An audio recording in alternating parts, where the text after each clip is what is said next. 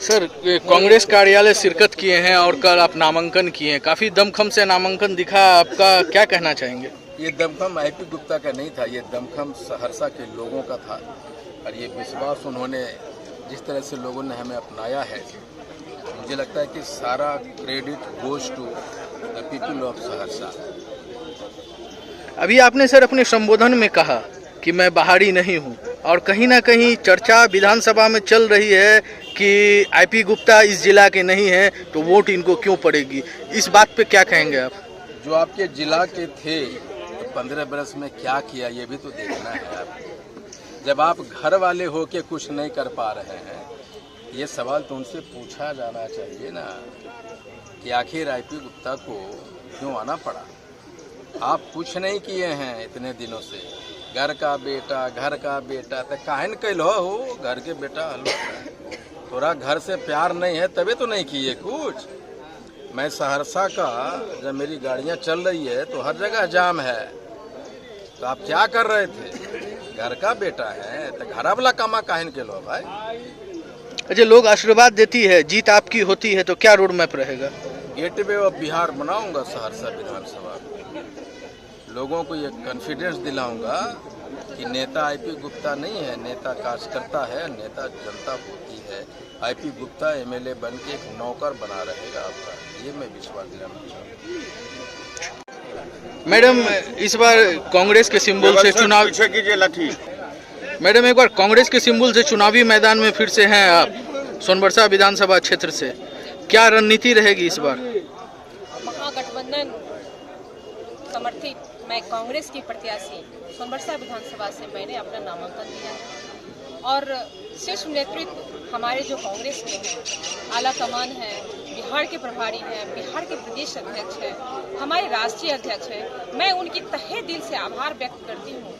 उन्होंने मुझे एक गरीब कार्यकर्ता को, जो मैं पिछले 25 साल से जहां मैं अपनी योगदान दे रही थी, उन्होंने उस चीज़ को समझा और एक वर्कर को, एक कार्यकर्ताओं को उन्होंने मौका दिया। मैं हृदय से आभार व्यक्त करती हूँ।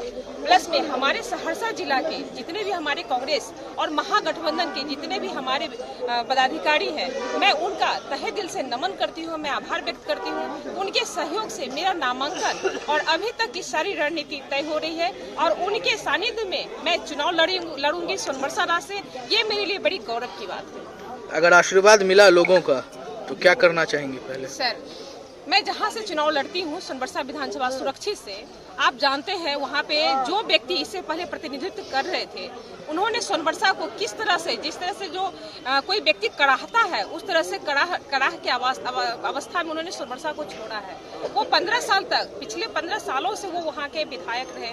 उनको मंत्री बनने का भी सम्मान वहाँ की आवाम, सोनबरसा विधानसभा की मतदाता ने दिया, लेकिन उन्होंने क्या किया, वो सिर्फ अपना और अपने परिवार का भला करने में लग गए। आज सोनबरसा की जनता सरेआम परेशान हो रही है, उनको ना तो कोई देखने वाला है ना सुनने वाला है। सोनबरसा विधानसभा वहाँ पर नेता विहीन हो गया है, विधायक और मंत्री नाम की कोई पहचान, कोई चीज नहीं रही है।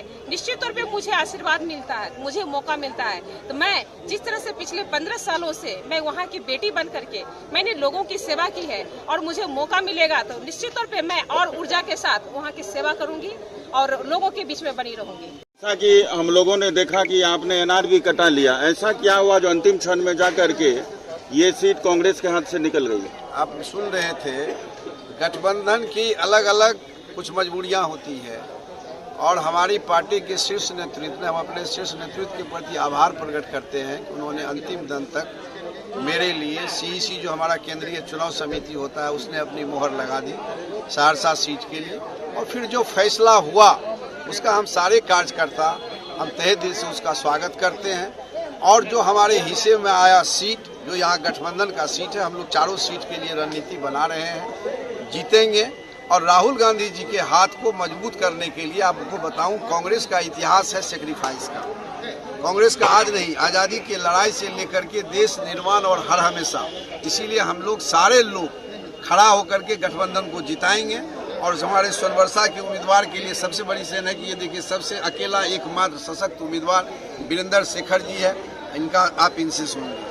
गठबंधन में अंदर सब कुछ ठीक चल रहा है? सब कुछ ठीक नहीं। आप 8 सीटों पे डायरेक्ट अपनों से लड़ रहे हैं। यहाँ 8 सीट पर लड़ाई नहीं ना है, आप ये बताइए, यहाँ लड़ाई है? नहीं 8 सीट पे आप हम अपने ये लोगों आपसे से लड़ बता हैं। रहे हैं कि यहाँ जो गठबंधन है इसमें कोई लड़ाई नहीं है। नहीं, यहाँ नहीं है। तो जब यहाँ लड़ाई नहीं है तो वहाँ की बात हमारे प्रदेश नेतृत्व लोग जो बैठ करके वो सलटा लिया जाएगा, बहुत जल्द सलट जाएगा।